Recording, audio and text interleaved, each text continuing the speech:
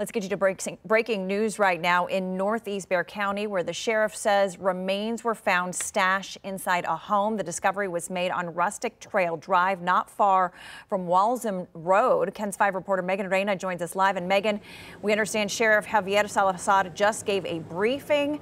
What are you learning? So this is a complicated case, to say the least. So I'm going to try to walk you through it the best we can. First, I'm going to show you the scene behind me. It is still very active. So what we know is this morning, the sheriff's office got a call from concerned family members. They haven't heard from their father in months.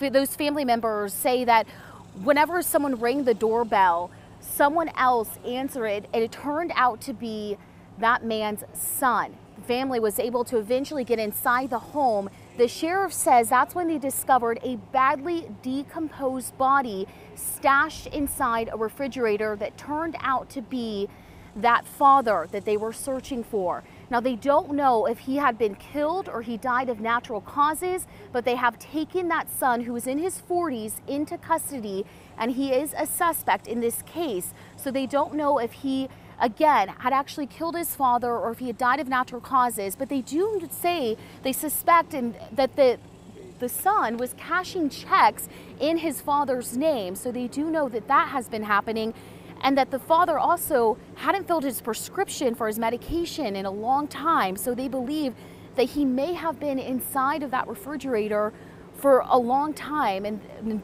they did it just now discovered his body. But again, a complicated case, trying to figure out the cause of death, and because the body was decomposed, they just can't figure that out quite yet.